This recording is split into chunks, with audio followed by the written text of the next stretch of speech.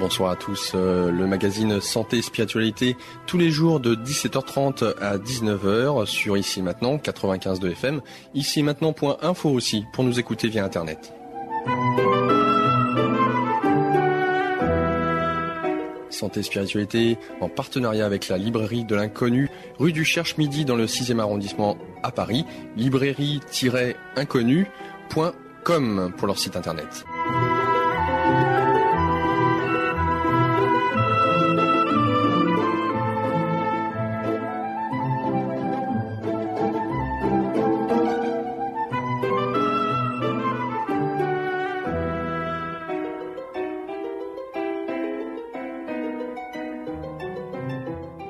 Il s'agit d'un extrait tiré du livre Conversation avec Dieu aux éditions Ariane, écrit par Neale Donald Walsch.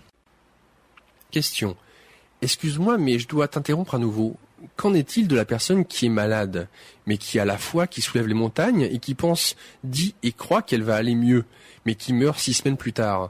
Comment est-ce que ça cadre avec toute cette histoire de pensée positive, d'action affirmative? Réponse. C'est bien. Tu poses les questions difficiles. C'est bien. Tu ne te contentes pas de me croire sur parole. À un moment donné, prochainement, tu devras croire en ma parole, car tu finiras par découvrir que nous pourrions parler de cela indéfiniment, toi et moi, jusqu'à ce qu'il n'y ait rien d'autre à faire que de l'essayer ou le nier. Mais nous n'en sommes pas encore là. Alors poursuivons le dialogue, continuons de parler. La personne qui a la foi qui soulève les montagnes et qui meurt 6 semaines plus tard a soulevé des montagnes pendant 6 semaines. C'était peut-être suffisant pour elle. Elle a peut-être décidé, à la dernière heure du dernier jour, « D'accord, j'en ai assez. Je suis prête maintenant à partir vers une nouvelle aventure. » Tu n'as peut-être pas eu connaissance de cette décision parce qu'elle ne te l'a pas dit. En vérité, elle a peut-être pris cette décision un peu plus tôt, des jours, des semaines plus tôt, sans te l'avoir dit, sans le dire à personne d'ailleurs. Vous avez créé une société dans laquelle il n'est pas très correct de vouloir mourir. Il est difficile d'être très à l'aise avec la mort. Parce que vous ne voulez pas mourir, vous ne pouvez imaginer que quiconque veuille mourir, peu importe sa situation ou sa condition. Mais dans bien des situations, la mort est préférable à la vie. Je sais que tu peux en imaginer, il te suffit d'y penser un tout petit peu. Cependant, tu ne te rends pas compte de ces vérités. Elles ne sont pas si évidentes lorsque tu regardes en face quelqu'un qui a choisi de mourir. Et la personne mourante le sait. Elle peut sentir à quel point les gens qui se trouvent dans la pièce acceptent ou non sa décision. As-tu déjà remarqué? Certaines gens attendent que la pièce soit vide avant de mourir. Certaines doivent même dire à leurs proches « Non vraiment, tu peux t'en aller, va manger quelque chose, ou va dormir un peu, ça va bien, je te revois demain matin. » Et alors, lorsque le fidèle gardien s'en va, l'âme s'en va aussi du corps de la personne gardée. Si elle disait « Je veux juste mourir » à leurs parents et amis rassemblés, ces derniers s'y opposeraient. « Oh, tu n'es pas sérieux » ou « Allons, ne parle pas comme ça » ou « Tiens bon » ou « Je t'en prie, ne me quitte pas ». Toute la formation médicale professionnelle a pour but de garder les gens en vie, plutôt que de garder les gens à l'aise, afin qu'ils puissent mourir avec dignité. Tu vois, pour un médecin, un infirmier ou une infirmière, la mort est un échec. Pour un ami ou un parent, la mort est une catastrophe. Ce n'est que pour l'âme que la mort est un soulagement, une libération. Ainsi, c'est très souvent ce qui s'est passé dans le cas de l'homme qui dit qu'il va vivre, croit qu'il va vivre et prie même pour vivre au niveau de l'âme. Il a changé d'idée. Il est temps à présent d'abandonner le corps pour libérer l'âme afin qu'elle puisse s'adonner à d'autres activités.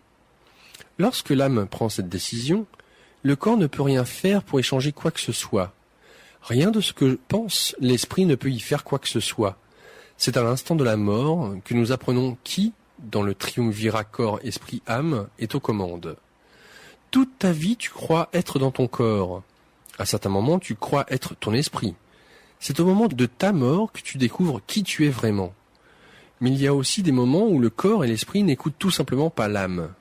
Cela aussi, ça crée le scénario que tu décris. La chose la plus difficile pour les gens, c'est d'entendre leurs âmes. Remarque que peu le font. Alors, il arrive souvent que l'âme décide qu'il est temps de quitter le corps. Le corps et l'esprit, éternels serviteurs de l'âme, entendent cela, et le processus de dégagement commence. Mais l'esprit, l'ego, ne veut pas l'accepter. Après tout, c'est la fin de son existence. Alors il ordonne au corps de résister à la mort. Le corps le fait avec joie, puisqu'il ne veut pas mourir. Lui non plus.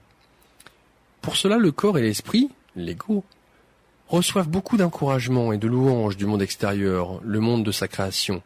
Ainsi, la stratégie est confirmée. Alors, à ce stade-ci, tout dépend du désir de l'âme de partir. S'il n'y a pas d'urgence forte, l'âme peut dire « D'accord, tu gagnes. Je vais rester avec toi un peu plus longtemps. » Mais si l'âme voit très clairement que le fait de rester ne sert pas son programme supérieur, qu'elle ne peut plus évoluer à travers ce corps, elle va partir et rien ne l'arrêtera et personne ne devrait tenter de l'arrêter. L'âme sait très clairement que son but est d'évoluer. C'est son seul but, et son but en tant qu'âme. Elle ne se soucie pas des accomplissements du corps ou du développement intellectuel. Ces choses-là sont sans importance pour l'âme. L'âme sait clairement aussi qu'il n'est pas tragique de quitter le corps. À bien des égards, la tragédie, c'est d'être dans le corps. Alors tu dois comprendre que l'âme entrevoit toute cette histoire de mort de façon différente. Bien entendu, elle entrevoit toute cette question de vie de façon différente aussi, et c'est la source d'une grande partie de la frustration et de l'anxiété qu'on ressent dans sa vie. La frustration et l'anxiété viennent du fait que l'on n'écoute pas son âme. Question. Quelle est pour moi la meilleure façon d'écouter mon âme ? Si l'âme est le patron, vraiment, comment puis-je m'assurer que ces notes de service me parviennent du bureau de la direction ? Réponse. La première chose à faire est de savoir clairement ce que l'âme cherche et de cesser de porter des jugements à son égard.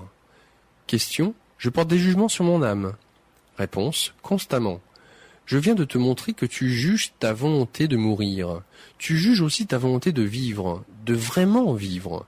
Tu juges ta volonté de rire, de pleurer, de gagner, de perdre, de ressentir la joie et l'amour. Tu te juges surtout pour cela. Question. Vraiment ? Réponse. Quelque part, tu en es arrivé à penser qu'il est divin de te refuser la joie, qu'il est merveilleux de ne pas célébrer la vie. Tu t'es dit que le renoncement est bon. Question. Es-tu en train de me dire qu'il est mauvais ? Réponse. Il n'est ni bon ni mauvais. Ce n'est que du renoncement. Si tu te sens bien après t'être nié toi-même, alors que dans ton monde, c'est censé être bon. Si tu te sens mal, c'est mauvais. La plupart du temps, tu ne peux te décider. Tu te refuses ceci ou cela parce que tu te dis que c'est ce que tu es censé faire. Puis tu te dis que c'était une bonne chose, mais tu te demandes pourquoi tu ne te sens pas bien. Alors cesse d'abord de te juger ainsi. Trouve ce que cherche l'âme et suis cette voie. Laisse l'âme suivre son cours. Ce que cherche l'âme, c'est le sentiment d'amour le plus élevé que tu puisses imaginer. Tel est le désir de l'âme, tel est son but. L'âme cherche le sentiment. Pas la connaissance, mais le sentiment. Elle a déjà la connaissance, mais la connaissance est conceptuelle. Le sentiment est expérientiel. L'âme veut ressentir, et ainsi se connaître à travers sa propre expérience. Le sentiment le plus élevé est l'expérience de l'unité avec tout ce qui est. C'est le grand retour à la vérité à laquelle l'âme aspire. C'est le sentiment d'amour parfait. L'amour parfait est au sentiment ce que le blanc parfait est à la couleur. Bien des gens ont l'impression que le blanc est l'absence de couleur. Ce n'est pas le cas. C'est le mélange de toutes les couleurs. Le blanc est la combinaison de toutes les autres couleurs existantes.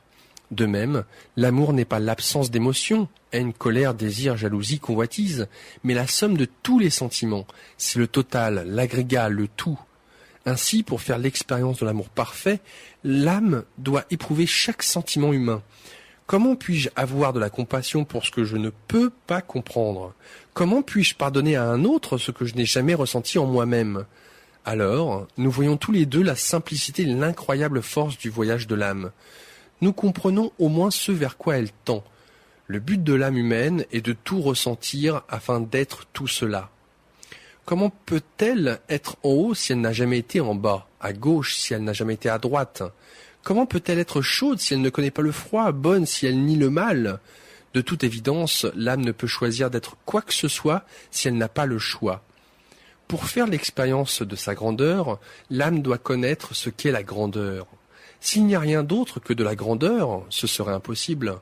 Ainsi, l'âme réalise que la grandeur n'existe que dans l'espace de ce qui n'est pas grand. Par conséquent, l'âme ne condamne pas ce qui n'est pas grandiose, mais le bénit. en y voyant une part d'elle-même qui doit exister pour qu'une autre part d'elle-même se manifeste. Le travail de l'âme, bien entendu, est de nous faire choisir la grandeur, choisir le meilleur de qui tu es, sans condamner ce que tu ne choisis pas. C'est une grande tâche qui exige plusieurs vies, car tu as tendance à formuler un jugement rapide, de dire qu'une chose qu'elle est mauvaise ou mal ou pas assez, plutôt que de bénir ce que tu ne choisis pas. Tu fais pis que condamner. En fait, tu cherches à nuire à ce que tu ne choisis pas. Tu cherches à le détruire. S'il n'y a personne, un endroit ou une chose que tu n'acceptes pas, tu l'attaques. Si une religion s'oppose à la tienne, tu la rends mauvaise. Si une pensée contredit la tienne, tu la rejettes. En cela, tu te trompes, car tu ne crées qu'un demi-univers, et tu ne peux même pas comprendre ta moitié lorsque tu as écarté d'emblée l'autre.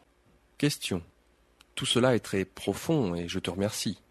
Personne ne m'avait jamais dit ces choses, du moins pas avec une telle simplicité. Et j'essaie de comprendre, vraiment j'essaie. Mais il y a là quelque chose de difficile à saisir. Tu sembles vouloir dire, par exemple, que nous devrions aimer ce qui est mal, afin de pouvoir connaître ce qui est bien. Es-tu en train de dire que nous devons embrasser le diable, en quelque sorte ? Réponse. Comment, autrement, pourras-tu le guérir ? Bien entendu, le diable n'existe pas vraiment, mais je réponds dans l'idiome que tu choisis. La guérison est le processus qui consiste à tout accepter, puis à choisir ce qu'il y a de mieux. Comprends-tu ça ? Tu ne peux pas choisir d'être Dieu s'il n'y a rien d'autre à choisir. Question. Oh là, un instant. Qui a parlé de choisir d'être Dieu ? Réponse. Le sentiment le plus élevé, c'est l'amour parfait, n'est-ce pas ? Question. Oui, je crois bien. Réponse. Et peux-tu trouver une meilleure description de Dieu ? Question. Non, vraiment non. Réponse. Eh bien, ton âme cherche le sentiment le plus élevé. Elle cherche à ressentir, à être l'amour parfait. Elle est l'amour parfait et elle le sait. Mais elle veut faire plus que le savoir. Elle veut en faire l'expérience. Bien sûr que tu cherches à être Dieu. Qu'est-ce que tu croyais ? Question. Je ne sais pas, je me pose la question. J'imagine que je n'y ai tout simplement jamais pensé de cette façon. Il semble y avoir là quelque chose de vaguement blasphématoire. Réponse. N'est-il pas intéressant que tu ne trouves rien de blasphématoire à vouloir ressembler au diable, mais que chercher à ressembler à Dieu t'offense ? Question. Oh, minute. Qui cherche à ressembler au diable ? Réponse. Toi ? Vous tous ? Vous avez même créé des religions qui vous disent que vous êtes nés dans le péché, que vous êtes pécheurs de naissance, afin de vous convaincre de votre mauvaise nature. Mais si je vous disais que vous êtes nés de Dieu, que vous êtes de purs dieux et déesses à la naissance, pur amour, vous me rejetteriez ? Toute ta vie, tu l'as passé à te convaincre que tu es mauvais. Non seulement que tu es mauvais, mais que les choses que tu désires sont mauvaises. Le sexe est mauvais, l'argent est mauvais, la joie est mauvaise, le pouvoir est mauvais, le fait de posséder bien des choses est mauvais, tout ou presque. Certaines de tes religions t'ont même fait croire qu'il était mauvais de danser, que la musique était mauvaise, qu'il était mauvais de célébrer la vie. Bientôt tu conviendras qu'il est mauvais de sourire, de rire, d'aimer. Non, non, mon ami, il y a peut-être bien des choses que tu ne sais pas très clairement, mais il y en a une que tu sais clairement, que tu es mauvais, tout comme la plus grande part de ce que tu désires. Ayant porté ce jugement sur toi-même, tu as décidé que tu devais travailler à t'améliorer. C'est bien d'ailleurs. C'est la meilleure destination de toute façon. Seulement, il y a une voie plus rapide, une route plus courte, un parcours plus expéditif. Question. Qu'est-ce que c'est ? Réponse. C'est d'accepter qui est ce que tu es maintenant et de le montrer. C'est ce qu'a fait Jésus, c'est la voie du Bouddha, la voie de Krishna, le parcours de tous les maîtres qui soient apparus sur cette planète. Et de même, chaque maître apporte le même message. Ce que je suis, tu l'es. Ce que je peux faire, tu peux le faire. Ces choses, et d'autres encore, tu les feras aussi. Mais tu n'as pas écouté. Tu as plutôt choisi la voie beaucoup plus difficile de celui qui se prend pour le diable, de celui qui se croit mauvais.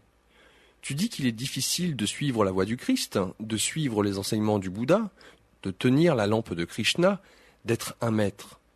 Mais je te dis ceci, il est beaucoup plus difficile de nier qui tu es que de l'accepter. Tu es la bonté, la miséricorde, la compassion et la compréhension. Tu es la paix, la joie et la lumière. Tu es le pardon, et la patience, la force et le courage, celui qui aide en cas de besoin, celui qui réconforte en cas de chagrin, celui qui guérit en cas de blessure, celui qui enseigne en période de confusion. Tu es la sagesse la plus profonde et la vérité la plus élevée, la plus grande paix et le plus grand amour. Tu es cela, et à certains moments de ta vie, tu t'es connu en tant que tel. Choisis à présent de toujours te connaître en tant que tel. Question. Ouf, tu m'inspires. Réponse. Eh bien, si Dieu ne peut pas t'inspirer, qui diable peut le faire? Question. Es-tu toujours aussi désinvolte? Réponse. Ce n'est pas de la désinvolte. Relis la phrase. Question. Oh, je vois. Réponse. Oui. Mais ça ne t'ennuierait pas que je sois désinvolte, hein? Question. Je ne sais pas. D'habitude, mon Dieu est un peu plus sérieux. Réponse. Eh bien, rends-moi service, et n'essaie pas de me confiner. D'ailleurs, rends-toi le même service. Il s'avère tout simplement que j'ai un grand sens de l'humour. Je dirais qu'il faut bien en avoir un quand on voit ce que vous avez tous fait de la vie, non? C'est-à-dire que parfois, je ne peux qu'en rire, mais ça va, car tu vois, je sais que tout finira bien. Question. Que veux-tu dire? Réponse. Je veux dire qu'on ne peut pas perdre à ce jeu. On ne peut mal jouer. Ça ne fait pas partie du plan. Tu ne peux pas ne pas arriver là où tu vas. Tu ne peux pas rater ta destination. Si Dieu est ta cible, tu as de la chance, car Dieu est si grand qu'on ne peut pas le manquer. Question. C'est la grande inquiétude, bien entendu. La grande inquiétude, c'est que, d'une façon ou d'une autre, nous fassions des bêtises et n'arrivions jamais à te voir, à être avec toi. Réponse. Tu veux dire à aller au ciel? Question. Oui, nous avons tous peur d'aller en enfer. Réponse. Alors, si tu as adapté cette position au départ, c'est pour éviter d'y aller. Intéressante stratégie. Question. Te voilà désinvolte. Réponse. Je ne peux m'en empêcher. Toute cette histoire d'enfer réveille en moi les pires instincts. Question. Bon sang, tu es un véritable humoriste. Réponse. Il t'a fallu tout ce temps pour découvrir ça? As-tu jeté un coup d'œil sur le monde dernièrement? Question. Ce qui m'amène à une autre question. Pourquoi est-ce que tu ne répares pas le monde au lieu de le laisser aller au diable? Réponse. Et toi, pourquoi ne le fais-tu pas? Question. J'en ai pas le pouvoir.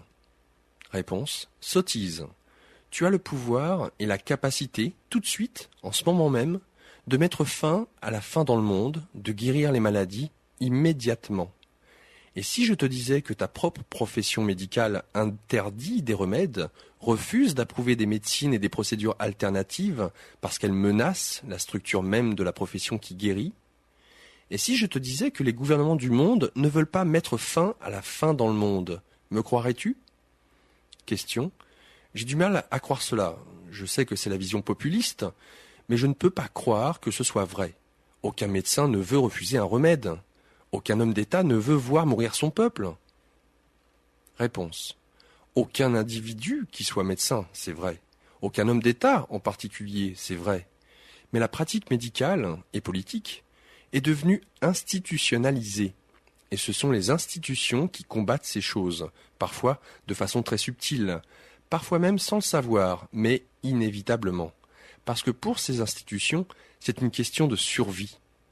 Alors seulement pour te donner un exemple très simple et très évident, les médecins occidentaux nient l'efficacité thérapeutique des médecins orientaux, car les accepter, admettre que certaines modalités alternatives puissent juste un peu guérir, ce serait déchirer la trame même de l'institution telle qu'elle s'est structurée. Ce n'est pas malveillant, mais c'est insidieux. La profession ne fait pas cela parce qu'elle est mauvaise, elle le fait parce qu'elle a peur. Toute attaque est un appel à l'aide. Question. J'ai lu ça dans un cours en miracle. Réponse. C'est moi qui l'ai mis là. Question. Dis donc, tu as réponse à tout? Réponse. Ce qui me rappelle que nous avons seulement commencé à examiner tes questions. Nous étions en train de discuter de la façon de remettre ta vie sur la bonne voie, de lui faire prendre son envol. J'étais en train de t'exposer le processus de la création. Question. Oui, et je n'ai pas cessé de t'interrompre. Réponse. Ça va. Mais revenons un peu en arrière, car nous ne voulons pas perdre le fil de quelque chose d'aussi important. La vie est une création et non une découverte. Tu ne vis pas chaque jour pour découvrir ce qu'il te réserve, mais pour le créer. Tu crées ta réalité à chaque minute, probablement sans le savoir. Voici pourquoi il en est ainsi et comment ça fonctionne. Petit 1, je t'ai créé à l'image et à la ressemblance de Dieu. Petit 2, Dieu est créateur. Petit 3, tu es 3 êtres en un. Ces 3 aspects de l'être, tu peux les appeler comme tu veux. Père, Fils et Saint-Esprit, esprit, corps et âme, supraconscient, conscient, subconscient. Petit 4, la création est un processus qui se déroule à partir de ces 3 parties de ton corps. Autrement dit, tu crées à 3 niveaux. Les outils de la création sont la pensée, la parole et l'action. Petit 5. Toute création commence par la pensée, vient du Père. Toute création passe alors à la parole.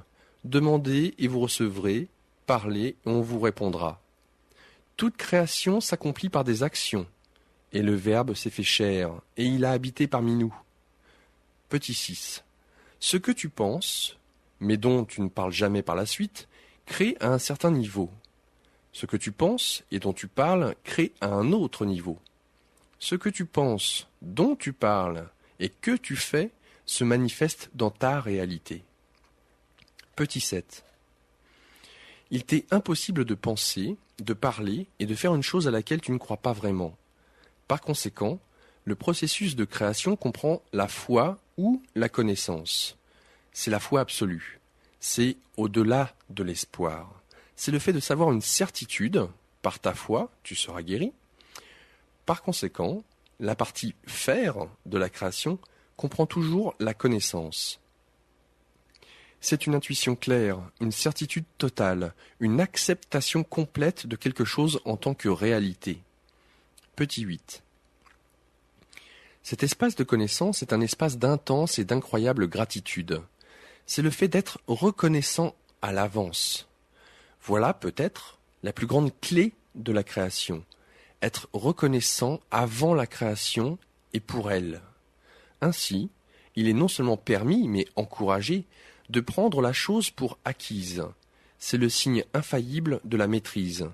Tous les maîtres savent à l'avance que le tout est déjà accompli. Petit 9. Célèbre et apprécie tout ce que tu crées ou as créé. En rejetant une partie, c'est rejeter une part de toi-même. Tout ce qui se présente maintenant comme une part de ta création, assume-le, réclame-le, bénis-le, sois-en reconnaissant. Ne cherche pas à le condamner. Que Dieu le maudisse, car le condamner, c'est te condamner toi-même. Petit 10. S'il y a un aspect de la création que tu n'apprécies pas, bénis-le et change-le, tout simplement. Fais un nouveau choix. Proclame une nouvelle réalité. Conçois une nouvelle idée. Prononce une nouvelle parole. Fais quelque chose de neuf. Fais-le d'une façon merveilleuse et le reste du monde te suivra. Demande-le lui, interpelle-le, dis « Je suis la vie et la voie, suivez-moi ». Voilà comment manifester la volonté de Dieu sur la terre comme au ciel. Question. Si c'est aussi simple que cela, si ces 10 étapes sont suffisantes, pourquoi est-ce que ça ne fonctionne pas ainsi pour la plupart d'entre nous? Réponse. C'est vraiment ainsi que ça fonctionne, pour vous tous. Certains d'entre vous utilisent ce système de façon consciente, en toute conscience, et certains d'entre vous l'utilisent inconsciemment, sans même savoir ce qu'ils font.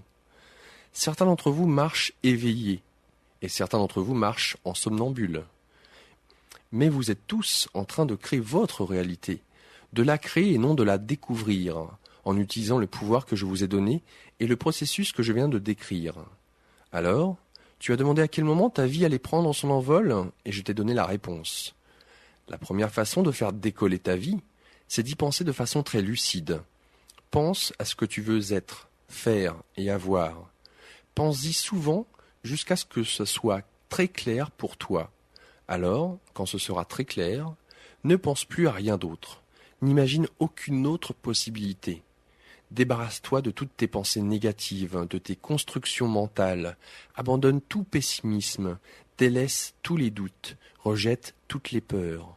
entraîne ton esprit à s'accrocher à la pensée créative originale.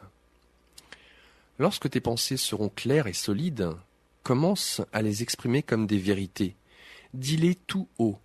Utilise la grande commande qui provoque le pouvoir créatif. Je suis. Fais aux autres des affirmations du type je suis. Je suis est l'affirmation créatrice la plus puissante de l'univers. Tout ce que tu penses, tout ce que tu dis, après les mots « je suis », déclenche ces expériences, les invoque, te les amène. L'univers ne connaît aucune autre façon de fonctionner. Il ne sait prendre aucune autre route. L'univers répond à « je suis » comme le génie de la lampe. Question. Tu dis écarte tous les doutes, rejette toutes les peurs, abandonne tout pessimisme, comme si tu disais « apporte-moi un pain ». Mais c'est chose plus facile à dire qu'à faire. Dire rejette toutes les pensées négatives de tes constructions mentales, c'est comme dire grimpe le mont Everest cet avant-midi. C'est une commande plutôt forte. Réponse. Harnacher tes pensées, exercer un contrôle dessus, n'est pas aussi difficile qu'il n'y paraît. Pas plus d'ailleurs que de grimper le mont Everest. C'est une question de discipline, c'est une question d'intention. La première étape consiste à observer tes pensées, à penser à ce à quoi tu penses. Lorsque tu te surprends en train d'avoir des pensées négatives, des pensées qui nient l'idée la plus élevée que tu te fais de quelque chose, repense-y. Je veux que tu le fasses littéralement. Si tu as l'impression de broyer du noir, d'être dans de beaux draps et de ne rien pouvoir en tirer de bon, repense-y. Si tu crois que ta vie est en train de s'effondrer et que tu ne crois pas pouvoir la remettre en place, repense-y. Tu peux t'entraîner à le faire. Vois comme tu t'es entraîné à ne pas le faire. Question. Merci. On ne m'a jamais exposé le processus aussi clairement. J'aimerais que ce soit aussi facile à faire qu'à dire, mais au moins, à présent, je le comprends clairement, je crois. Réponse. Eh bien, si tu as besoin d'une révision, nous avons plusieurs vies. Chapitre 5. Question. Quelle est la voie véritable qui mène à Dieu? Est-ce la renonciation, comme le croient certains yogis? Qu'en est-il de la souffrance? La souffrance et le service sont-ils la voie qui mène à Dieu, comme le disent de nombreux ascètes?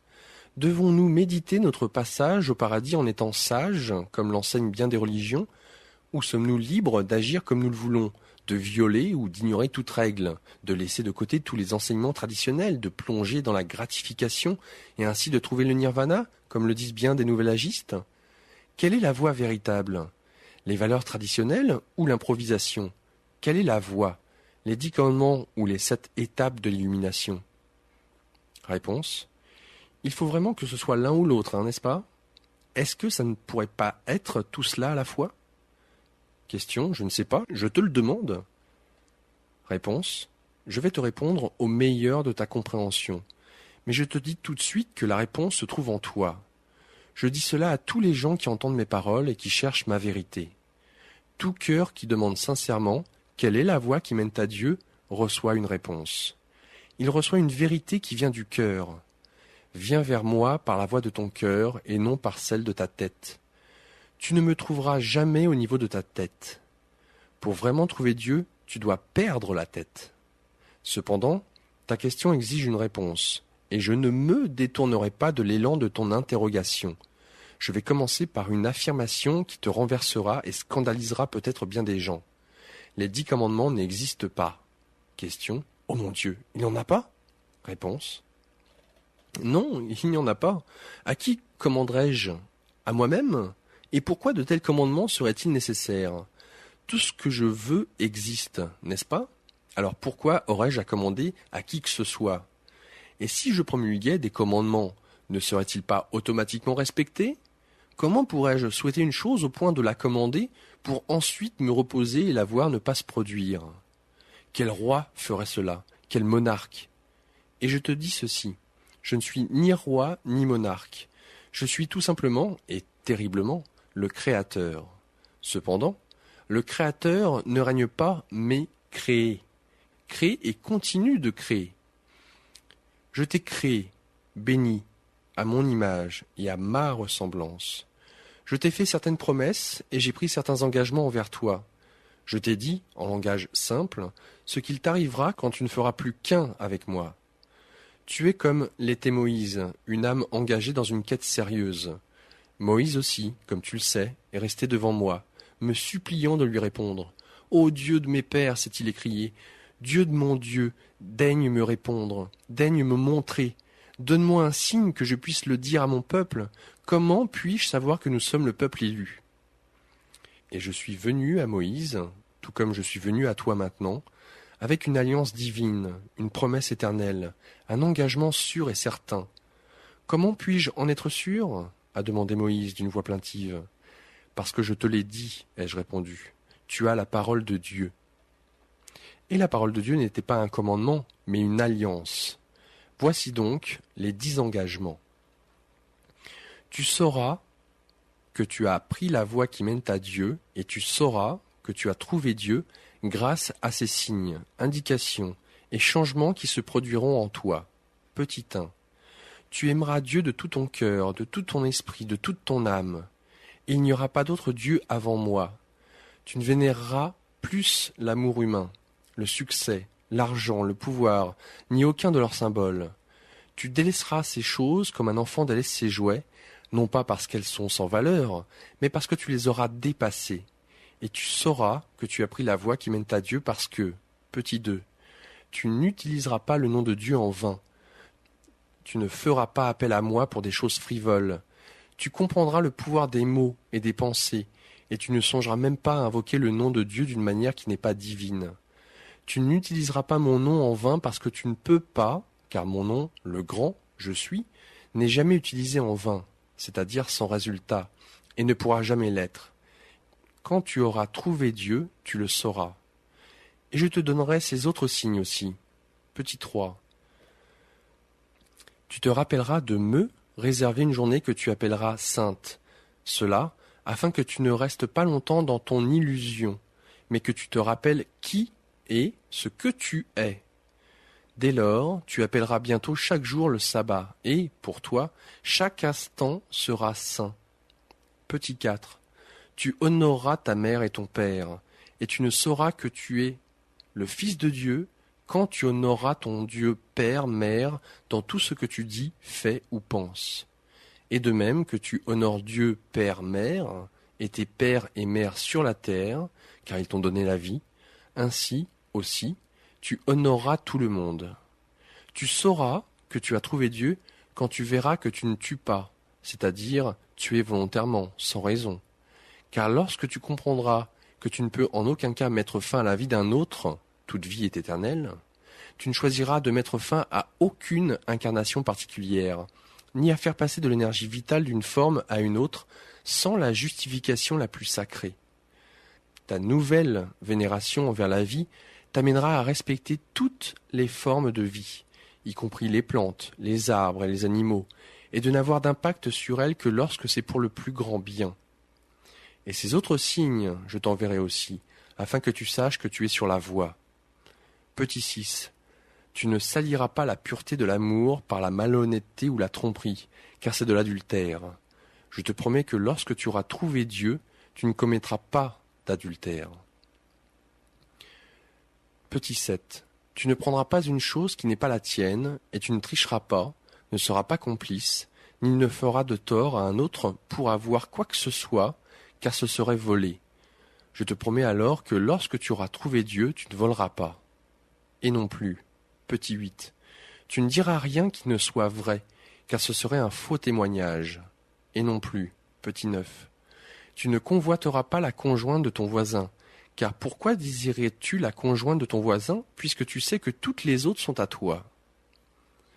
Petit 10. Tu ne convoiteras pas les biens de ton voisin, car pourquoi voudrais-tu les biens de ton voisin, alors que tu sais que tous les biens peuvent être à toi, et que tous tes biens appartiennent au monde?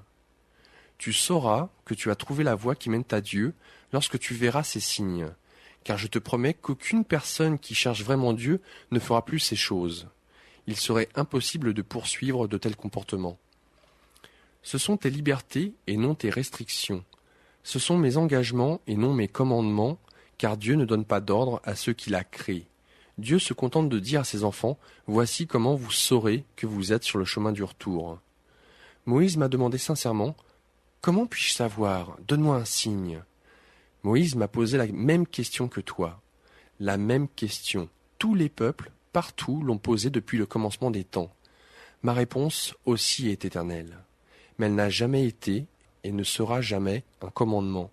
Car qui commanderais-je et qui punirais-je si mes commandements n'étaient pas suivis? Il n'y a que moi. Question. Alors, je n'ai pas à suivre les 10 commandements afin d'aller au ciel? Réponse. Tu ne peux aller au ciel. Tu ne peux que savoir que tu t'y trouves déjà. Il s'agit d'accepter, de comprendre, et non de travailler fort ou de lutter. Tu ne peux aller là où tu te trouves déjà. Pour ce faire, il te faudrait t'éloigner de l'endroit où tu te trouves, et cela irait tout à fait à l'encontre du but du voyage. L'ironie, c'est que la plupart des gens croient qu'ils doivent s'éloigner de l'endroit où ils se trouvent pour arriver à leur destination. Alors, ils quittent le ciel afin d'arriver au ciel en passant par l'enfer. L'illumination, c'est de comprendre qu'il n'y a nulle part où aller, rien à faire et personne à être, sinon précisément celui que tu es maintenant. Tu es en route vers nulle part. Le ciel, comme tu l'appelles, n'est nulle part. Mettons seulement un espace entre le W et le H, dans le mot anglais nowhere, et tu verras que le ciel est now, here, ici et maintenant. Question. Tout le monde dit ça, ça me rend fou. Si le ciel est ici, maintenant, comment se fait-il que je ne le vois pas? Pourquoi est-ce que je ne le sens pas? Et pourquoi le monde est-il un tel désastre? Réponse. Je comprends ta frustration. C'est presque aussi frustrant d'essayer de comprendre tout cela que d'essayer de le faire comprendre à quelqu'un. Question. Oh la minute. Essaies-tu de me dire que Dieu devient frustré? Réponse. Pourquoi, selon toi, ai-je inventé la frustration? Et t'imagines-tu que tu puisses ressentir une chose et pas moi? Je te dis ceci. Chaque fois que tu as une expérience, je l'ai moi aussi. Ne vois-tu pas que je fais l'expérience de mon soi à travers toi? À quoi d'autre penses-tu que tout cela est destiné? Sans toi, je ne pourrais pas me connaître. Je t'ai créé afin de pouvoir connaître qui je suis. Mais je ne voudrais pas démolir en un seul chapitre toutes tes illusions à mon sujet. Alors je te dirai que sous ma forme la plus sublime, que tu appelles Dieu, je ne fais pas l'expérience de la frustration. Question. Ouf, c'est mieux. Pendant un moment, tu m'as fait peur. Réponse. Mais ce n'est pas parce que je ne peux pas. C'est tout simplement parce que ce n'est pas ce que je choisis.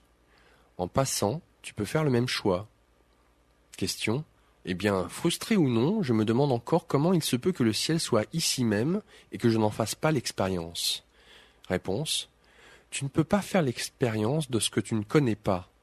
Et tu ne peux pas savoir que tu es au ciel maintenant parce que tu n'en as pas fait l'expérience. Tu vois, pour toi, c'est un cercle vicieux. Tu ne peux pas, tu n'en as pas encore trouvé le moyen, faire l'expérience de ce que tu ne connais pas et tu ne connais pas ce dont tu n'as pas fait l'expérience. Ce que l'illumination te demande de faire, c'est de connaître quelque chose dont tu n'as pas fait l'expérience, et par conséquent, d'en faire ainsi l'expérience. Connaître ouvre la voie à l'expérience, et tu t'imagines que c'est l'inverse. En fait, tu sais beaucoup plus de choses que celles dont tu as fait l'expérience. Tu ne sais tout simplement pas que tu sais. Tu sais qu'il y a un Dieu, par exemple, mais tu ne sais peut-être pas que tu le sais. Alors tu continues d'attendre l'expérience, et pendant ce temps, tu continues de la voir. Mais tu la sens le savoir, ce qui revient à ne pas la voir du tout. Question. Ouille, on tourne en rond. Réponse. Oui, c'est vrai.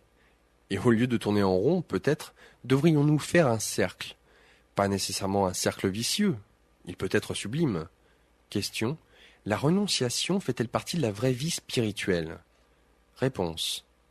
Oui, car en définitive, toute âme renonce à ce qui n'est pas réel, et rien n'est réel dans la vie que tu mènes sauf ta relation avec moi. Cependant, la renonciation, au sens classique de reniement de soi, n'est pas obligatoire. Un maître véritable ne renonce pas à une chose.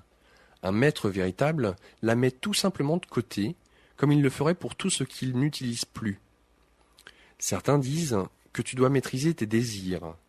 Je te dis que tu dois tout simplement les changer. La première pratique ressemble à une discipline rigoureuse, la seconde à un joyeux exercice. D'autres disent que, pour connaître Dieu, tu dois dépasser toutes les passions terrestres, mais il faut d'abord les comprendre et les accepter. Ce à quoi tu résistes persiste, ce que tu observes disparaît. Ceux qui cherchent de façon sérieuse à dépasser toutes les passions terrestres y travaillent souvent si fort qu'on pourrait dire que c'est devenu leur passion. Ils ont une passion pour Dieu, une passion de le connaître. Mais une passion est une passion, et passer de l'une à l'autre ne l'élimine pas. Par conséquent, ne juge pas l'objet de ta passion. Contente-toi de le remarquer, puis vois si cela te sert, étant donné qui est ce que tu veux être. Rappelle-toi, tu es constamment dans l'acte de te créer. À chaque instant, tu décides de qui et de ce que tu es. Tu le fais en grande partie à travers tes choix concernant les gens et les choses pour lesquelles tu ressens une passion. Souvent, une personne qui se trouve sur ce que tu appelles une voie spirituelle semble avoir renoncé à toute passion terrestre, à tout désir humain. Ce qu'elle a fait, c'est comprendre, voir l'illusion et s'éloigner des passions qui ne lui servent pas, tout en aimant l'illusion pour ce qu'elle lui a apporté, la chance d'être pleinement libre. La passion est l'amour qui nous pousse à changer l'être en action. Elle propulse le moteur de la création. Elle transforme des concepts en expériences. La passion est le feu qui nous pousse à exprimer qui nous sommes vraiment. Ne nie jamais la passion, car c'est nier qui tu es et qui tu veux vraiment être. Celui qui renonce ne renie jamais la passion. Il renie tout simplement l'attachement au résultat. La passion est un amour du faire. Faire, c'est être, de façon expérientielle. Mais qu'est-ce qui vient souvent avec le faire ? L'attente. Vivre ta vie sans attente, sans besoin de résultats précis, voilà la liberté. C'est la divinité. C'est ainsi que je vis.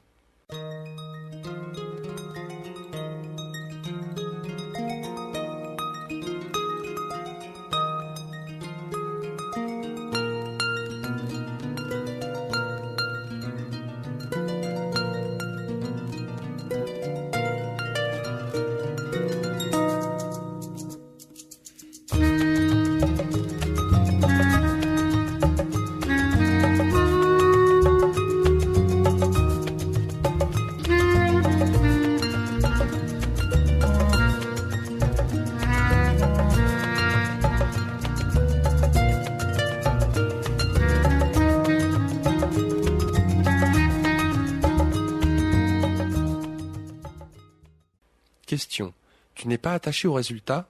Réponse. Absolument pas. Ma joie est dans la création et non dans les conséquences. Renoncer, ce n'est pas décider de nier l'action. Renoncer, c'est décider de ne plus avoir besoin d'un résultat particulier. La différence est vaste. Question.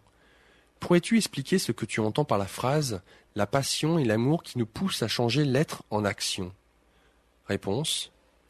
Le fait d'être est l'état le plus élevé de l'existence. C'est l'essence la plus pure. C'est l'aspect maintenant, pas maintenant. Le tout, non tout. Le toujours, jamais de Dieu. L'être pur est le pur fait d'être Dieu. Mais le simple fait d'être ne nous a jamais suffi. Nous avons toujours aspiré à faire l'expérience de ce que nous sommes, et cela implique un tout autre aspect de la divinité appelé faire. Disons que tu es, au centre de ton merveilleux soi, cet aspect de la divinité appelé amour. C'est d'ailleurs ta part de vérité. C'est une chose que d'être aimé, et c'en est une autre que de poser un geste d'amour. L'âme aspire à faire quelque chose d'elle-même, afin de pouvoir se connaître à travers sa propre expérience. Elle cherchera donc à accomplir l'idée la plus élevée qu'elle se fait d'elle-même. Ce pressant besoin de faire s'appelle la passion. Tuer la passion, c'est tuer Dieu. La passion, c'est Dieu qui veut dire « bonjour ». Mais tu sais, une fois que Dieu, ou Dieu en toi, a accompli cet acte d'amour, il s'est réalisé et n'a besoin de rien d'autre. L'homme, par contre, a souvent l'impression d'avoir besoin d'un retour sur son investissement. Si nous aimons quelqu'un, c'est bien, mais il nous faut recevoir de l'amour en retour, ce genre de choses. Ce n'est pas de la passion, ce sont des attentes. Pour l'homme, c'est la plus grande source de malheur. C'est ce qui sépare l'homme de Dieu. Celui qui renonce cherche à mettre fin à cette séparation par l'expérience que certains mystiques indiens ont appelée samadhi, c'est-à-dire l'unité et l'union avec Dieu, un mélange et une fusion dans la divinité. Par conséquent, celui qui renonce au résultat, mais jamais, jamais à la passion. En vérité, le maître sait intuitivement que la passion est la voie. C'est la voie vers la réalisation de soi. Même en termes terrestres, on peut dire honnêtement que si l'on n'a de passion pour rien, on ne vit pas du tout. Question. Tu as dit que ce à quoi tu résistes persiste et ce que tu regardes disparaît. Peux-tu expliquer ? Réponse. Tu ne peux résister à une chose à laquelle tu n'accordes aucune réalité. L'acte de résister à une chose est l'acte de lui accorder vie. Lorsque tu résistes à une énergie, tu la places là. Plus tu résistes, plus tu la rends réelle, peu importe ce à quoi tu résistes. Si tu ouvres les yeux devant une chose et que tu la regardes en face, elle disparaît. C'est-à-dire qu'elle cesse d'entretenir sa forme illusoire. Si tu regardes une chose, si tu la regardes vraiment, tu verras à travers elle, et à travers toute illusion qu'elle entretient pour toi, ce qui ne laissera à ta vue que l'ultime réalité. En face de l'ultime réalité, ta frêle illusion n'a aucun pouvoir. Elle ne peut te retenir longtemps dans sa poigne faiblissante. Tu en vois la vérité, et la vérité te libère. Question. Mais si tu ne veux pas que la chose que tu regardes disparaisse ? Réponse. Tu dois toujours le vouloir. Il n'y a rien, dans ta réalité, à quoi s'accrocher. Mais si tu choisis vraiment l'illusion de ta vie plutôt que l'ultime réalité, tu peux tout simplement la recréer, tout comme tu l'as créée au départ.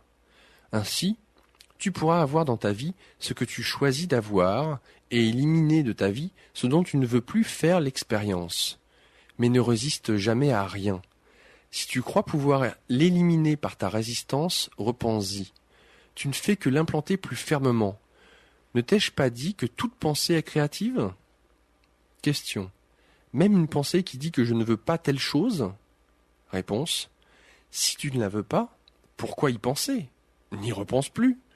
Mais si tu dois y penser, c'est-à-dire si tu ne peux pas ne pas y penser, alors ne résiste pas, mais regarde directement ce que c'est. Accepte que c'est toi qui as créé cette réalité, puis choisis de la garder ou non, comme tu veux. Question. Qu'est-ce qui dicterait ce choix ? Réponse. Qui est ce que tu crois être ? Et qui est ce que tu choisis d'être ? C'est ce qui dicte tout choix, chacun des choix que tu as fait dans ta vie, et tous les prochains. Question. Une vie de renonciation est donc une voie incorrecte ? Réponse. Ce n'est pas une vérité. Le mot renonciation renferme une signification fausse. En vérité, tu ne peux renoncer à rien, car ce à quoi tu résistes persiste. Le vrai renonciateur ne renonce pas, mais fait un choix différent, tout simplement. C'est l'acte d'aller vers quelque chose et non de s'éloigner de quelque chose. Tu ne peux t'éloigner d'une chose car elle te poursuivra dans tout l'enfer aller-retour. Par conséquent, ne résiste pas à la tentation, mais détourne-t'en tout simplement. Tourne-toi vers moi et détourne-toi de tout ce qui ne me ressemble pas. Mais sache ceci, il n'y a pas de voie incorrecte, car dans ce voyage, on ne peut pas ne pas arriver là où on va. C'est tout simplement une question de rapidité. À quel moment tu y arriveras ? Mais même cela, c'est une illusion, car il n'y a ni quand, ni avant, ni après. Il n'y a que maintenant, un éternel instant d'éternité dans lequel tu fais l'expérience de ton toi-même. Question. Alors à quoi ça rime ? S'il n'y a pas de moyen de ne pas y arriver, à quoi rime la vie ? Pourquoi devrions-nous nous préoccuper le moindrement de ce que nous faisons ? Réponse. Bien entendu, tu ne devrais pas, mais tu ferais bien d'observer. Contente-toi d'observer qui tu es et ce que tu es en train d'être, de faire et d'avoir, et vois si cela te sert. Le but de la vie n'est pas d'arriver quelque part, c'est de remarquer que tu y es déjà et y as toujours été. Tu es, toujours et à jamais, à l'instant de la création pure. Par conséquent, le but de la vie est de créer celui et ce que tu es, puis d'en faire l'expérience. Chapitre 6. Question. Et la souffrance? La souffrance est-elle la voie et le chemin qui mènent à Dieu? Certains disent que c'est la seule voie. Réponse. La souffrance ne me plaît pas. Quiconque dit qu'elle me plaît ne me connaît pas. La souffrance est un aspect inutile de l'expérience humaine. Non seulement est-elle inutile, mais elle est inintelligente, inconfortable et mauvaise pour la santé. Question. Alors pourquoi y a-t-il tant de souffrance? Puisque tu es Dieu, pourquoi n'y mets-tu pas fin si elle te déplaît tant? Réponse. J'y ai mis fin. C'est vous qui refusez tout simplement d'utiliser les outils que je vous ai donnés pour vous en apercevoir. Tu vois, la souffrance n'a rien à voir avec les événements, mais plutôt avec la réaction qu'on a à leurs égards. Ce qui arrive, c'est ce qui arrive, tout simplement. Ta façon de réagir à ce qui arrive, c'est une autre histoire. Je t'ai donné les outils nécessaires pour répondre et réagir aux événements de façon à réduire, en fait, à éliminer la douleur. Mais tu ne les as pas utilisés. Question. Excuse-moi, mais pourquoi ne pas éliminer les événements? Réponse. Très bonne suggestion. Malheureusement, ils échappent à mon contrôle. Question. Les événements échappent à ton contrôle? Réponse. Bien sûr. Les événements sont des occasions, dans le temps et dans l'espace, que vous produisez par choix, et je n'interférerai jamais avec les choix. Le faire, ce serait aller contre la raison même pour laquelle je t'ai créé. Je t'ai déjà expliqué tout cela. Il y a certains événements que tu produis volontairement, d'autres que tu attires plus ou moins consciemment. Il y a certains événements, les désastres naturels majeurs sont ceux que tu repousses dans cette catégorie, qui sont portés au compte du destin. Mais même le destin peut être l'acronyme de provenant de toutes les pensées de partout, autrement dit, la conscience de la planète. Question. L'inconscient collectif? Réponse. Précisément, exactement. Question. Il y en a qui disent que le monde va au diable, que notre écologie se meurt, que notre planète est à la veille d'un désastre géophysique majeur, des tremblements de terre, des éruptions volcaniques. Peut-être même que la Terre va pencher sur son axe. D'autres disent que l'inconscient collectif peut changer tout cela, que nous pouvons sauver la Terre avec nos pensées. Réponse. Les pensées mises en action. Si un nombre suffisant de gens, partout, croient qu'il faut faire quelque chose pour aider l'environnement, vous allez sauver la Terre. Mais vous devez agir rapidement.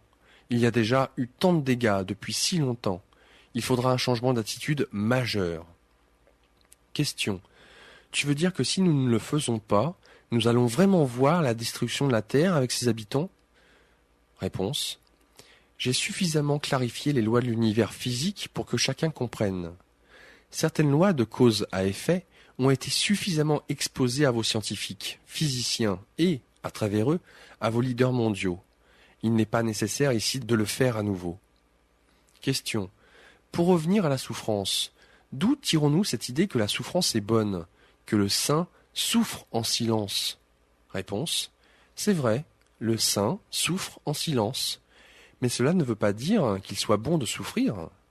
Les étudiants de l'école des maîtres souffrent en silence parce qu'ils comprennent que souffrir n'est pas la voie de Dieu, mais plutôt un signe qu'il reste quelque chose à apprendre sur la voie de Dieu, quelque chose à se rappeler. Le maître véritable ne souffre absolument pas en silence. Il paraît seulement souffrir sans se plaindre. La raison pour laquelle le maître véritable ne se plaint pas, c'est que le maître véritable ne souffre pas, mais fait tout simplement l'expérience d'un ensemble de situations que vous qualifieriez d'insupportables. Si un maître pratiquant ne parle pas de souffrir, c'est tout simplement parce qu'un maître pratiquant comprend clairement le pouvoir de la parole et qu'il choisit tout simplement de ne pas en dire un mot. Nous rendons réel ce à quoi nous accordons de l'intention. Le maître sait cela. Le maître se place dans une position de choix vis-à-vis de ce qu'il choisit de rendre réel. Vous avez tous fait cela à un moment donné. Il n'y a personne parmi vous qui n'ait déjà fait disparaître un mal de tête ou rendu moins pénible une visite chez le dentiste par sa décision. Un maître prend tout simplement la même décision à propos de choses plus grandes. Question. Mais pourquoi la souffrance existe-t-elle ? Pourquoi même avons-nous la possibilité de souffrir ? Réponse. Tu ne peux savoir et devenir ce que tu es, faute de ce que tu n'es pas, comme je te l'ai déjà expliqué. Question. Je ne comprends toujours pas d'où nous vient cette idée qu'il est bon de souffrir. Réponse. Tu as raison d'insister en remettant cela en question. L'idée originale de la souffrance silencieuse s'est tellement pervertie qu'à présent bien des gens s'imaginent, et plusieurs religions l'enseignent en fait, que la souffrance est bonne et que la joie est mauvaise. Par conséquent, vous croyez que si quelqu'un a le cancer, mais n'en dit mot, c'est un saint, tandis que si quelqu'un a, pour choisir un sujet explosif, une sexualité robuste, et qu'elle la célèbre ouvertement, elle est dans le péché. Question. Ouh, tu as vraiment choisi un sujet explosif, et tu as habilement changé le prénom de masculin à féminin. Est-ce que ce n'était pas intentionnel ? Réponse. C'était pour vous montrer vos préjugés. Vous n'aimez pas l'idée que les femmes aient une sexualité vraiment robuste, et encore moins qu'elles la célèbrent ouvertement. Vous préféreriez voir un homme mourir sans gémir sur le champ de bataille, plutôt qu'une femme faire l'amour en gémissant dans la rue. Question. Et toi ? Réponse. Je n'ai aucun jugement, ni sur l'un, ni sur l'autre. Mais vous en avez de toutes les sortes, et j'affirme que ce sont vos jugements qui vous tiennent à l'écart de la joie, et vos attentes qui vous rendent malheureux. Tout cela mis ensemble, c'est ce qui vous donne vos malaises. Et c'est là que commence votre souffrance. Question. Comment puis-je savoir que ce que tu dis est vrai ? Comment puis-je même savoir que c'est Dieu qui me parle et non mon imagination hyperactive ? Réponse. Tu m'as déjà demandé cela. Ma réponse est la même. Est-ce différent ? Même si tout ce que je dis était faux, peux-tu imaginer une meilleure façon de vivre ? Question. Non. Réponse. Alors, le faux est vrai et le vrai est faux. Mais je te dirai ceci, pour t'aider à sortir de ton dilemme. Ne crois rien de ce que je dis. Vis-le, tout simplement. Fais-en l'expérience. Puis, vis tout autre paradigme que tu veuilles construire. Par la suite, examine ton expérience pour trouver ta vérité. Un jour, si tu as beaucoup de courage, tu feras l'expérience d'un monde où faire l'amour sera vraiment mieux considéré que faire la guerre. Ce jour-là, tu te réjouiras.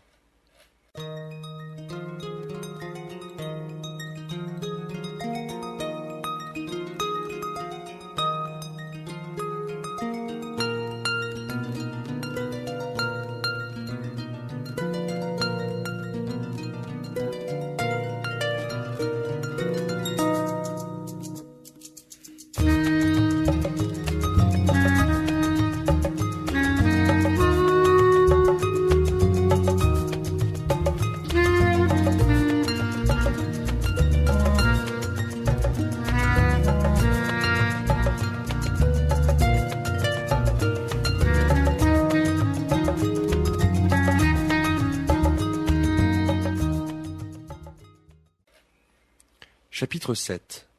Question. La vie est si effrayante et pleine de confusion. J'aimerais que les choses soient plus claires. Réponse. La vie n'a rien d'effrayant si tu ne t'attaches pas au résultat. Question. Tu veux dire si tu ne désires rien ? Réponse. C'est cela. Choisis mais ne désire rien. Question. C'est facile pour ceux qui n'ont personne à leur charge. Mais si on a une femme et des enfants ? Réponse. La voix du père de famille a toujours été fort exigeante. C'est peut-être la plus exigeante de toutes. Comme tu le soulignes, il est facile de ne rien vouloir quand on n'a à s'occuper que de soi-même. Il est naturel, quand on aime des gens, de vouloir leur offrir ce qu'il y a de mieux et rien d'autre. Question. Cela me fait mal de ne pas pouvoir leur donner tout ce que je désire pour eux, qu'ils soient bien logés, bien vêtus, bien nourris. J'ai l'impression d'avoir trimé dur pendant 20 ans pour joindre les deux bouts, mais que ça n'a rien donné. Réponse. Tu veux dire en termes de richesse matérielle ? Question.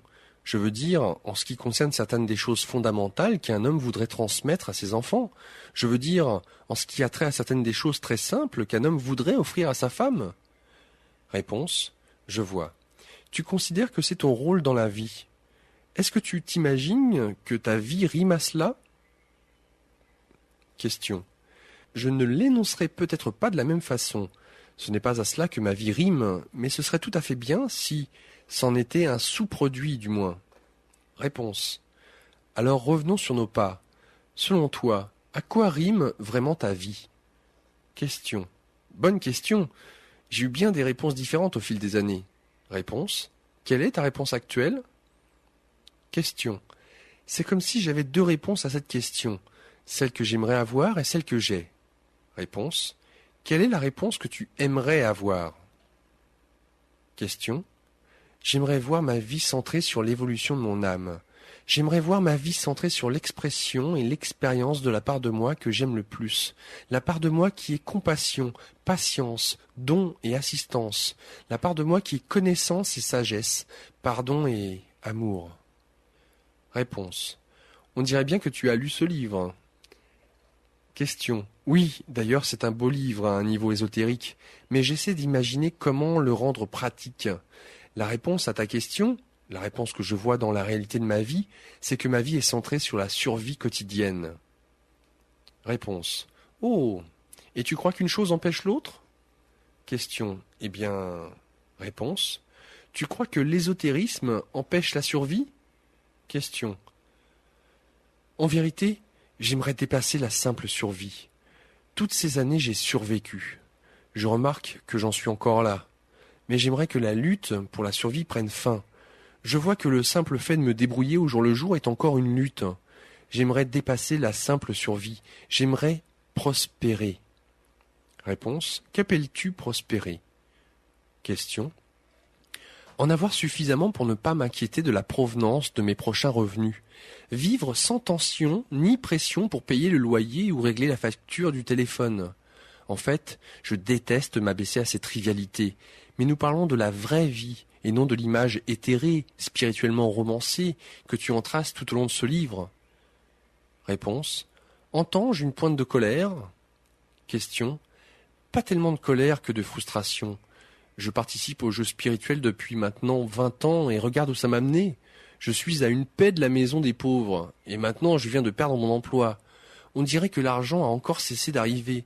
Je suis en train de vraiment me lasser de me battre. J'ai 49 ans, et j'aimerais avoir un peu de sécurité dans la vie pour pouvoir consacrer plus de temps au machin divin, à faire évoluer mon âme, etc.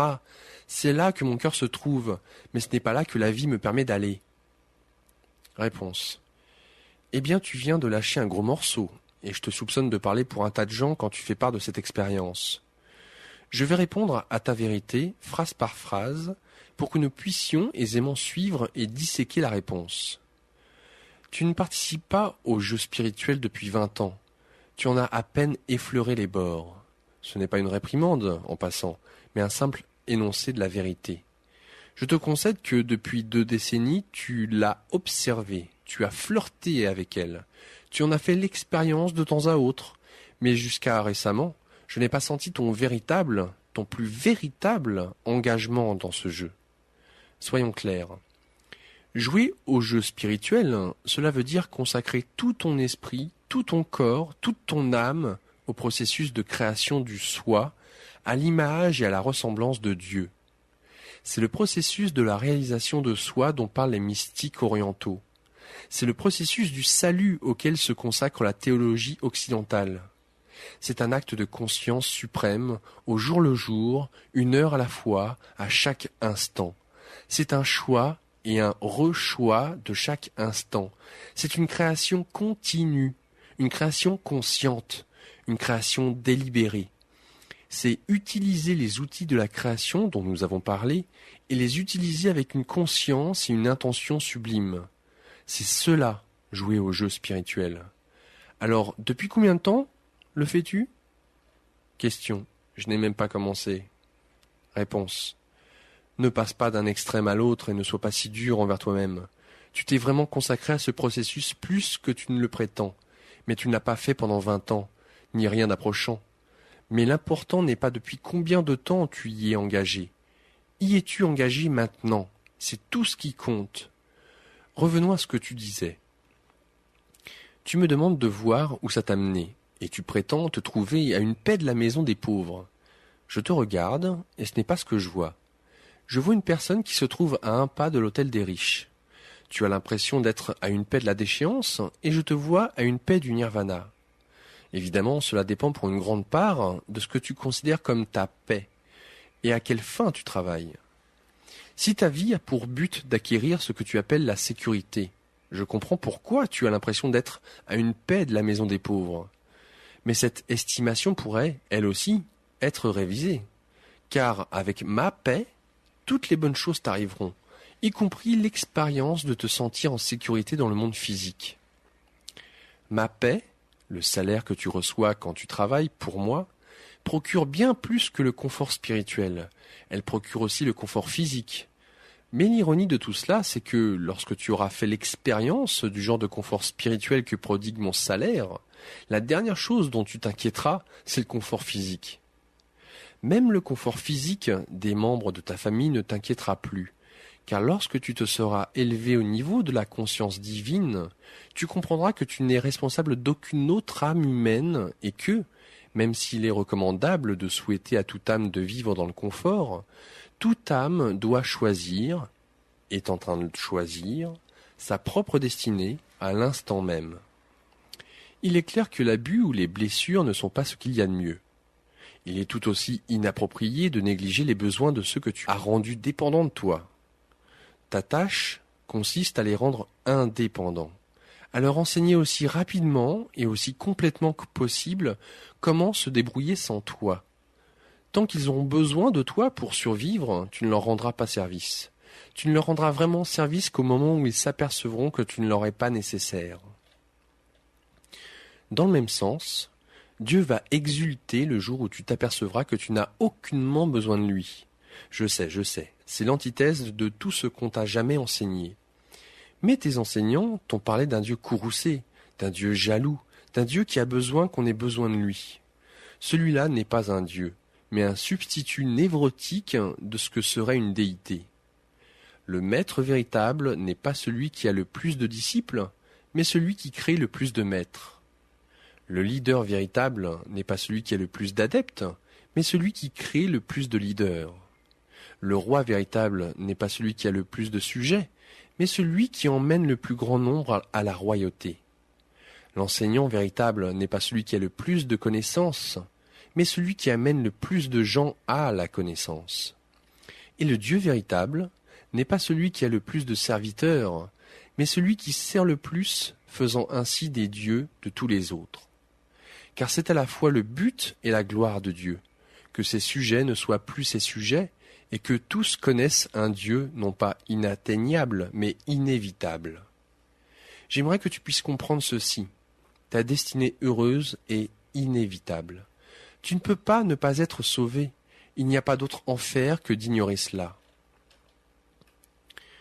Alors, parents, conjoints et bien-aimés, ne cherchez plus à faire de votre amour une colle qui attache, mais plutôt un aimant qui d'abord attire, puis pivote et repousse, pour que ceux qui sont attirés vers vous ne se mettent pas à croire qu'ils doivent coller à vous pour survivre. Rien n'est plus éloigné de la vérité. Rien n'est plus nocif pour quelqu'un d'autre. Que votre amour propulse vos bien-aimés dans le monde pour qu'ils fassent pleinement l'expérience de qui ils sont. Alors, vous aurez véritablement aimé. C'est un grand défi, cette voie du chef de famille. Elle présente bien des distractions et des préoccupations triviales. L'ascète n'a pas ce genre d'embêtement. On lui apporte son pain et son eau, on lui donne une humble paillasse où s'étendre, et il peut consacrer chacune de ses heures à la prière, à la méditation et à la contemplation du divin. Comme il est facile de voir le divin dans ces circonstances, comme la tâche est simple. Ah, mais donne à quelqu'un un conjoint et des enfants. Vois le divin dans un bébé qui a besoin d'être changé à 3 heures du matin. Vois le divin dans une facture qu'il faut payer le premier jour du mois. Reconnais la main de Dieu dans la maladie qui emporte un conjoint, l'emploi perdu, la fièvre de l'enfant, la douleur du parent. C'est dans ce cas-là que l'on parle de sainteté. Je comprends ta fatigue. Je sais que tu es lasse de lutter. Mais je te dis ceci, lorsque tu me suivras, la lutte disparaîtra. Vis dans ton espace divin et les événements deviendront des bienfaits, chacun d'entre eux. Question.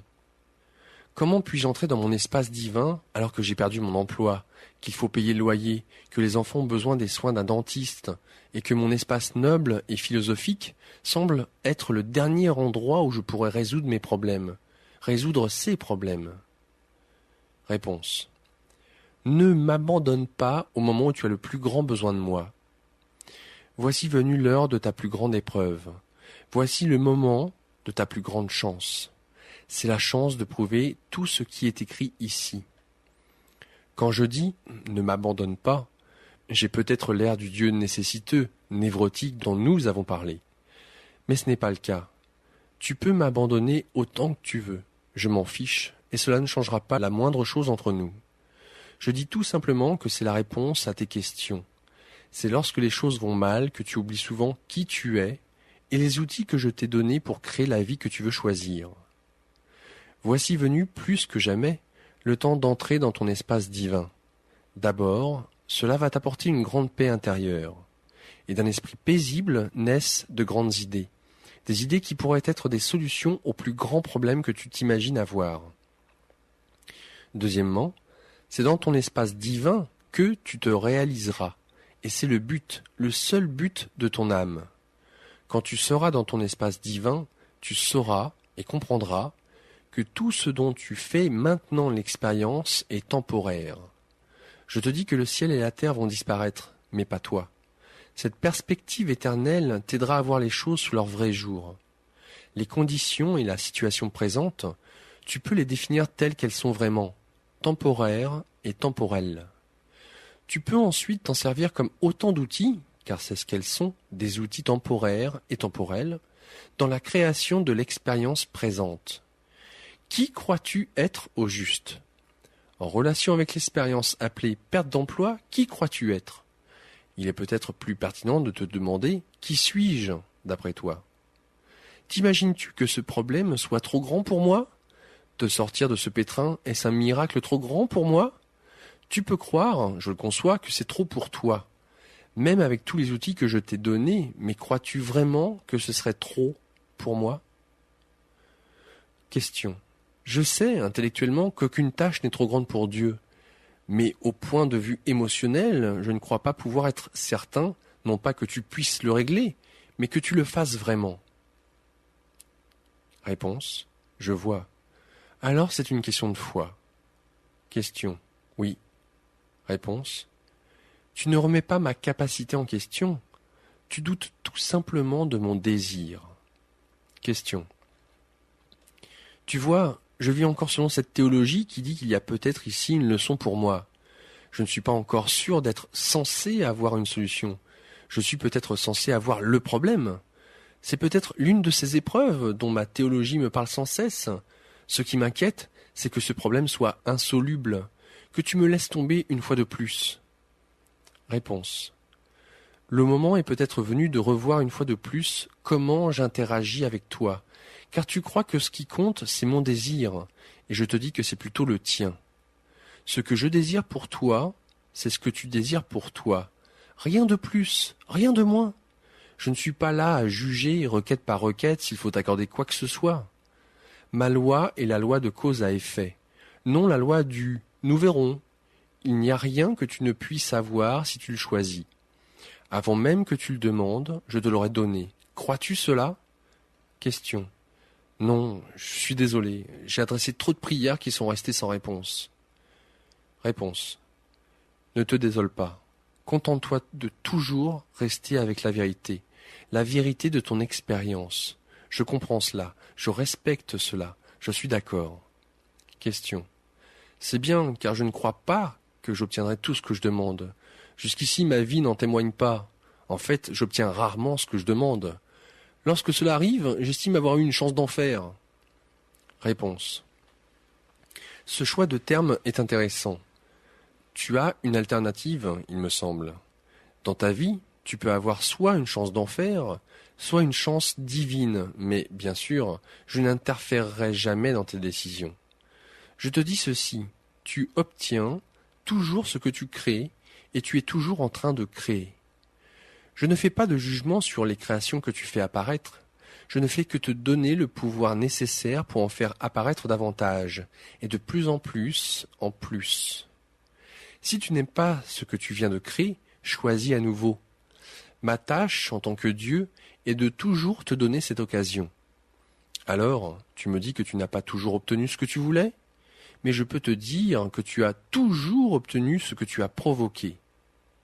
Ta vie est toujours le résultat de tes pensées à son égard, y compris la pensée évidemment créative selon laquelle tu obtiens rarement ce que tu choisis. Alors, dans le cas présent, tu te considères comme la victime d'une situation, soit la perte de ton emploi. Mais en vérité, tu avais cessé de choisir cet emploi. Tu avais cessé de te lever enthousiaste le matin. Tu avais commencé à te lever avec appréhension. Tu avais cessé de te sentir heureux de ton travail. Tu avais commencé à éprouver du ressentiment. Tu avais même commencé à imaginer de faire autre chose. Tu crois que ces choses ne veulent rien dire ? Tu comprends mal ton pouvoir. Je te dis ceci. Ta vie découle de tes intentions à son égard. Alors, quelle est ton intention à présent ? Démontrer ta théorie selon laquelle la vie t'apporte rarement ce que tu choisis ? Ou as-tu montré qui tu es vraiment et qui je suis ? Réponse. Je me sens déçu, puni, gêné. Réponse. Est-ce que cela te sert ? Pourquoi ne pas tout simplement reconnaître la vérité quand tu l'entends et l'accueillir ? Il n'est pas nécessaire de fulminer contre toi-même. Remarque tout simplement ce que tu as choisi et choisis à nouveau. Question. Mais pourquoi suis-je toujours aussi prêt à choisir le négatif, pour ensuite me punir de l'avoir fait ? Réponse. À quoi d'autre pourrais-tu t'attendre ? Depuis tes premiers jours, on te dit que tu es dans le mal. Tu acceptes le fait d'être né dans le péché. Le fait de te sentir coupable est une réponse acquise. On t'a dit de te sentir coupable à propos de toi-même pour des choses que tu aurais faites avant même d'être en mesure de faire quoi que ce soit. On t'a dit d'avoir honte d'être né imparfait. Ce soi-disant état d'imperfection dans lequel on t'a dit que tu étais venu en ce monde, c'est ce que tes spécialistes de la religion ont le culot d'appeler le péché originel. Et c'est le péché originel, mais tu n'y es pour rien. C'est le premier péché à avoir été perpétré à ton égard par un monde qui ne sait rien de Dieu, s'il imagine que Dieu voudrait, ou pourrait, créer quoi que ce soit d'imparfait. Certaines de vos religions ont établi des théologies entières autour de cette idée fausse. Et voilà ce que c'est, littéralement, une idée fausse. Car tout ce que je conçois, tout ce à quoi je donne vie, est parfait.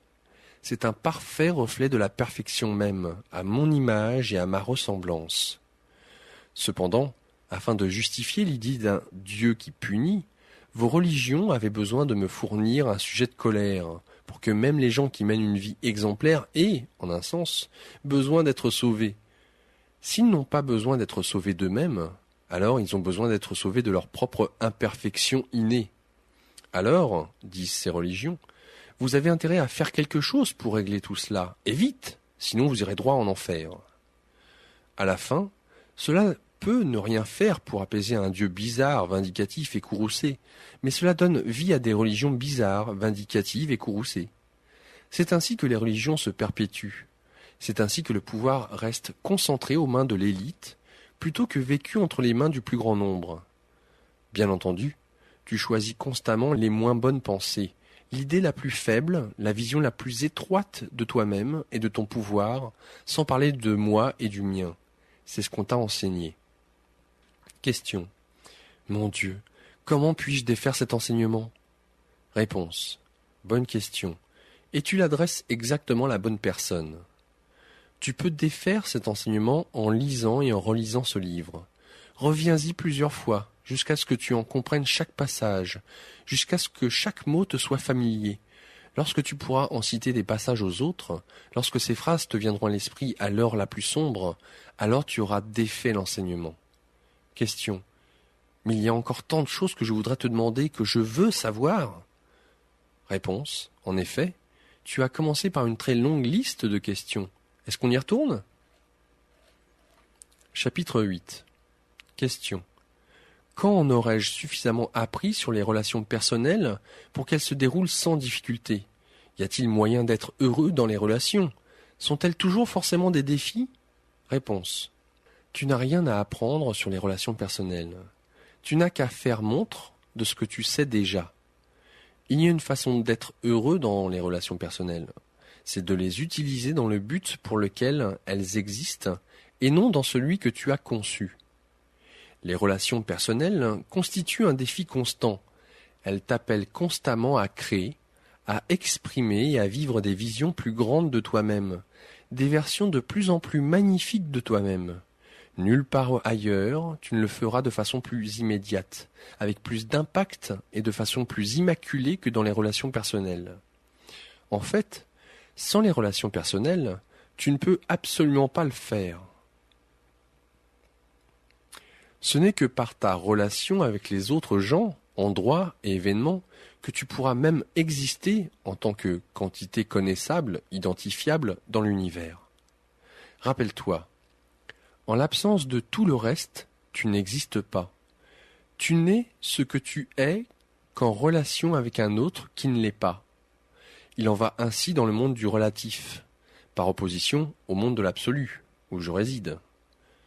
Lorsque tu auras clairement compris cela, lorsque tu l'auras profondément saisi, tu te sentiras intuitivement reconnaissant envers chacune de tes expériences, toutes les rencontres et surtout les relations personnelles, car tu les trouveras constructives au sens le plus élevé.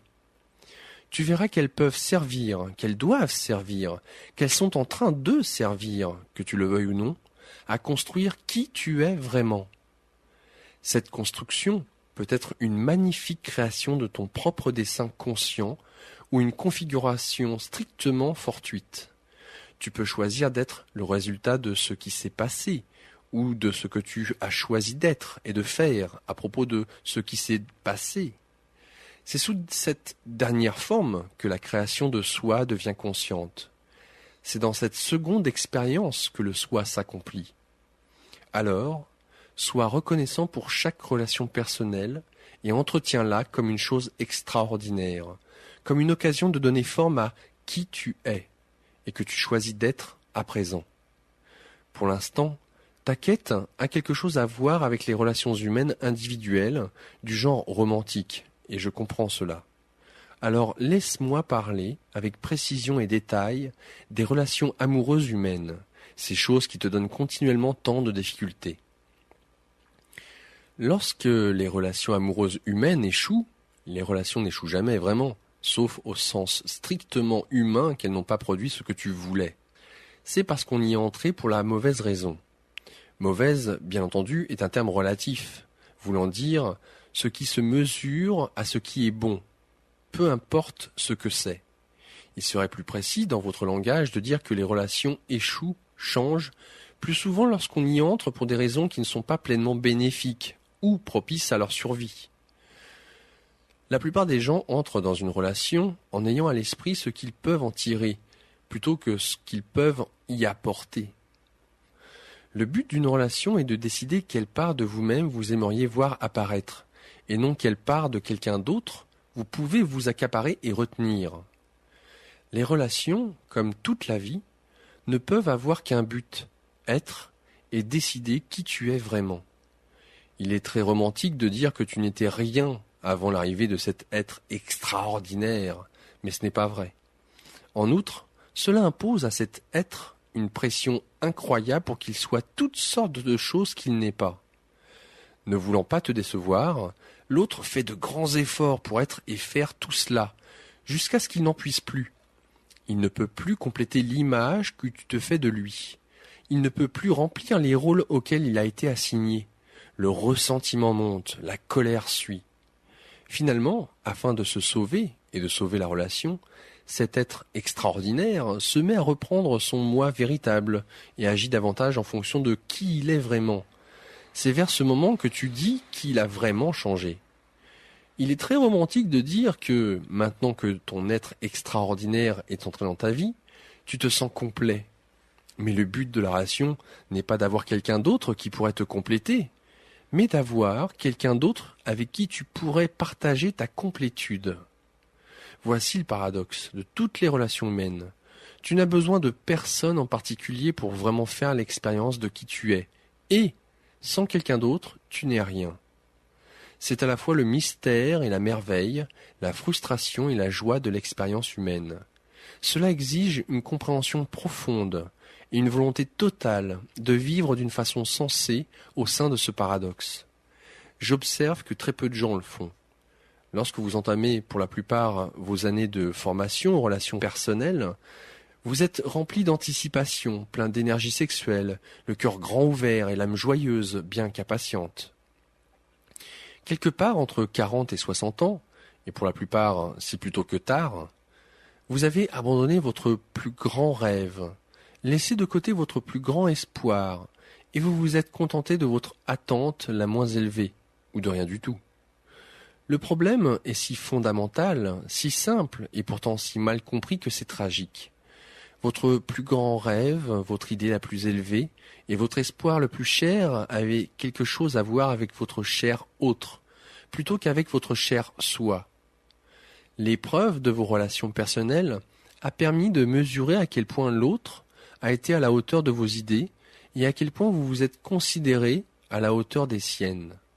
Mais la seule épreuve véritablement mesure à quel point vous êtes à la hauteur des vôtres.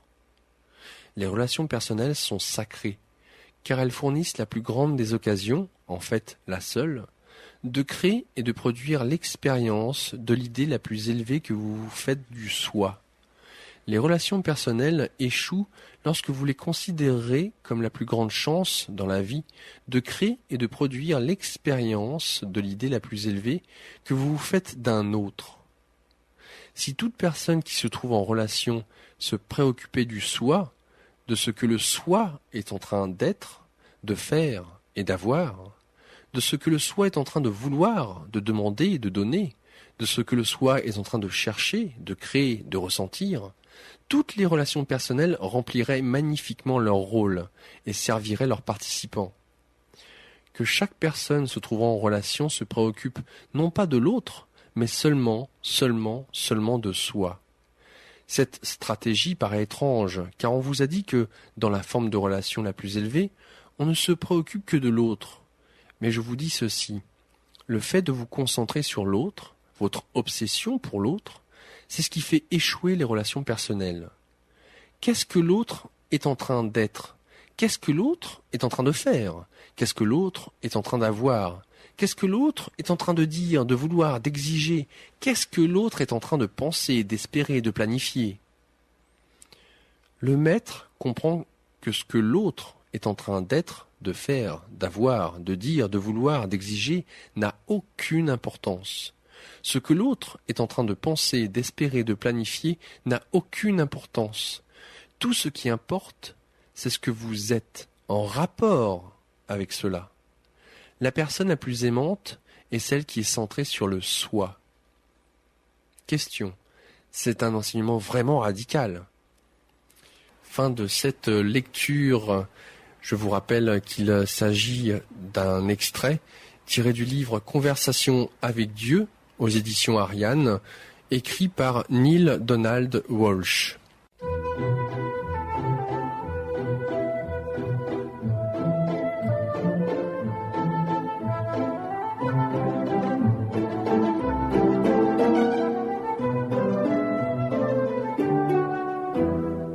Magazine Santé et Spiritualité tous les jours de 17h30 à 19h sur Ici Maintenant 95.2 FM, ici-maintenant.info aussi pour nous écouter via internet.